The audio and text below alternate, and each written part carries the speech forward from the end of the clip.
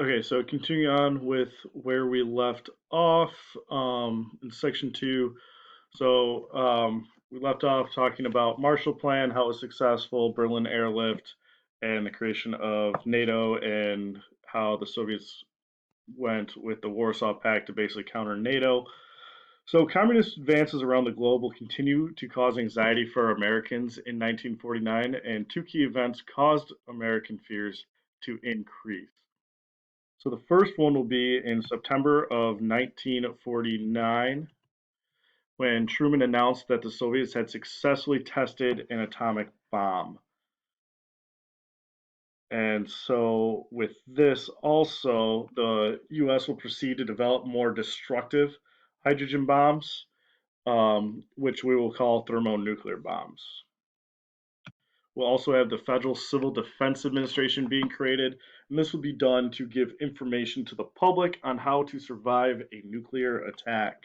So this will take place even in schools. So just like we have fire drills and tornado drills, they will have basically nuclear bomb drills where students will be practicing to duck and cover behind and underneath their desks.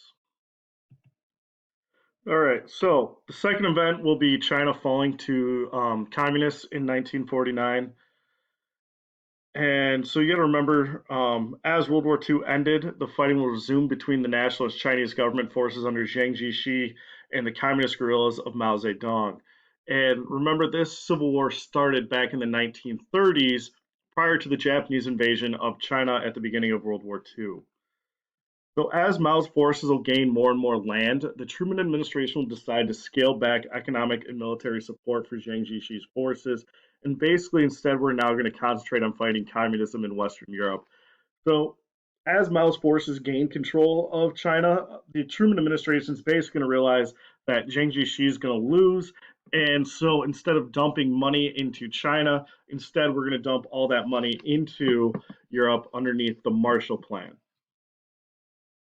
And by 1949, the Chinese capital of Peking, which is now what we call Beijing, will fall to the communists, and Mao will declare the establishment of the People's Republic of China.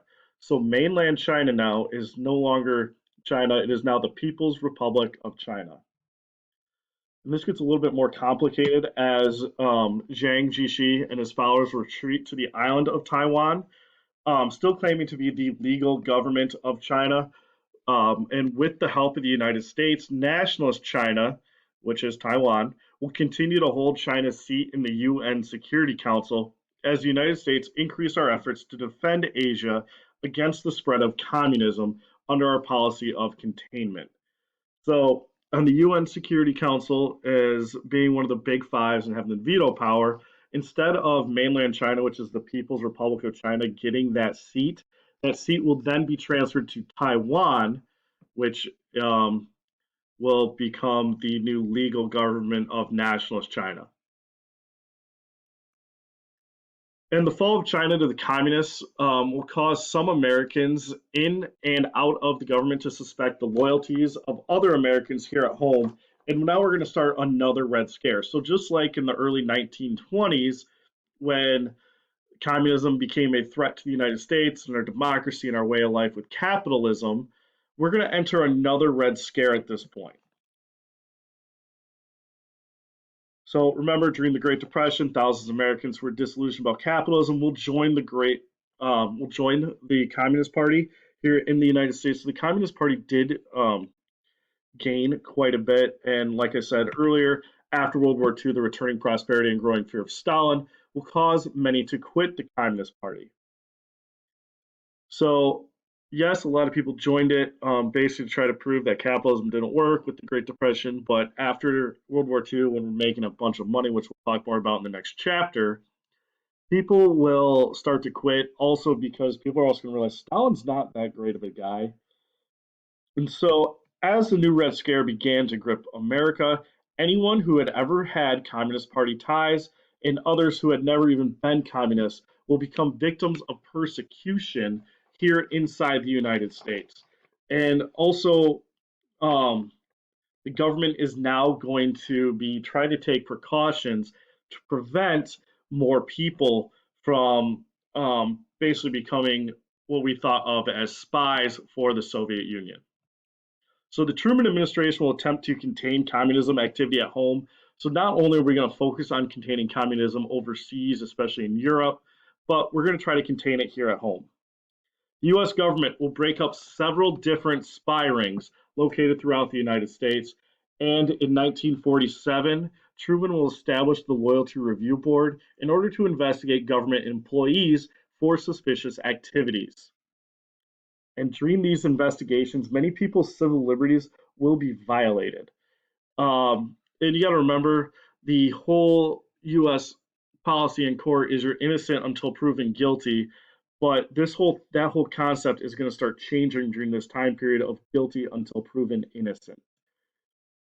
And so, rather, like I said, than being innocent until proven guilty, the accusation alone made it difficult to clear one's name or reputation because now you had to go out and actually find people that would be able to vouch for you.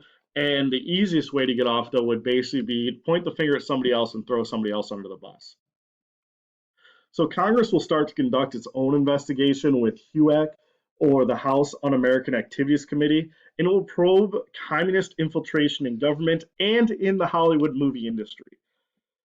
So the reason why they're going to focus on the Hollywood movie industry as well as the government is, for the government aspect, we're looking for spies. In the Hollywood movie industry, we're looking at the message that these movies are sending out and how we're going to be worried about the kind of indoctrination or the message these movies are sending to our people and whether or not they're pro-communist films. So Congress will investigate the Hollywood 10, which is a distinguished group of writers, directors, actors, and producers. And unfortunately, HUAC will accuse and smear the reputations of these people without giving them a chance really to defend themselves. I will link another YouTube video in the description for you guys to go and check out about the Hollywood 10. And Hollywood also blacklists many of the people and resist making any films dealing with social problems and concentrating instead on simple entertainment value of movies. So, in other words, the people accused of being communist or communist affiliated are going to be blacklisted where nobody is willing to work with them at this point. And so movies are also going to take a break from talking about social issues and problems here in the United States and the world, and now they're going to focus just on simple entertainment value.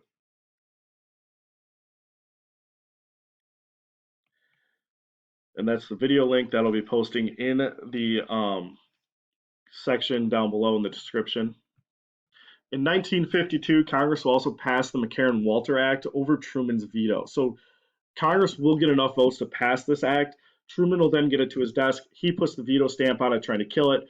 But Congress will then get a 2/3 majority vote over that veto in order to make it actually become a law. So Truman never supported the McCarran-Walter Act.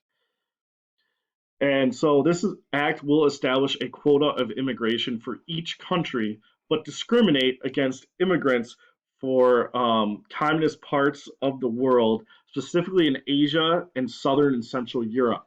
And these quotas will remain in place for decades. So now we're going to try to limit immigration from both Asia and South and Central Europe. And now with the whole fall of China thing, and we'll talk more about how some Chinese influence, or not Chinese, but communist influence will spread through Southeast Asia as well. And also the whole reason for Southern and Central Europe will be because we're afraid that these regions are also susceptible to communist influence. There will also be two very famous spy cases that take place during this time period. And they're going to increase anti-communist sentiments and focus attention on the possible threat to national security here inside the United States. The first will be former State Department official Alger Hiss, who was accused of being a Soviet spy. Though charges were never proven, Hiss was convicted on perjury in the slander lawsuit he brought against the accuser and went to prison for 4 years. So Hiss's case was basically thrown out of being a spy, but he then took a civil suit against the person that accused him and accused him of slander. And in this, Hiss lied under oath and ended up in prison for 4 years, but he was never actually convicted of a spy. And though many did feel Hiss was innocent, most Americans believed there was a real communist threat here in the United States. So even public supported the fact Hiss was innocent. The other will be a very famous case of Julius and Ethel Rosenberg, who are both members of the Communist Party and were accused of passing atomic secrets to the Soviets during World War II. And after the very controversial trial, they were both found guilty and executed in 1953. I also have another YouTube video. I'll link to this as well. But um, once again, both Julius and Ethel Rosenberg were assumed guilty until proven innocent. However, they were never really able to pursue or basically present themselves as innocent, and because of this, they will both be found guilty and executed. And the kind of ironic thing is, after some later investigation of once classified records and in Soviet records opened at the end of the Cold War in 1991, there are going to be indications that both Alger Hiss and Julius Rosenberg were actually guilty of being spies for the Soviets. So remember, Hiss was actually never convicted of being a spy, but later was convicted of perjury, so that's why he served 4 years in jail. At the end of the Cold War, when all these documents get opened up and let go to each other, it will be proven that Alger Hiss was actually a spy for the Soviets, as well as Julius Rosenberg was actually guilty of passing the atomic secrets to the Soviets during World War II. So this brings an end to today's notes, and I will be posting the 2 YouTube videos to go with this, as well as a Google Forms quiz for you guys to take. Please make sure you take that so I know you watched the video.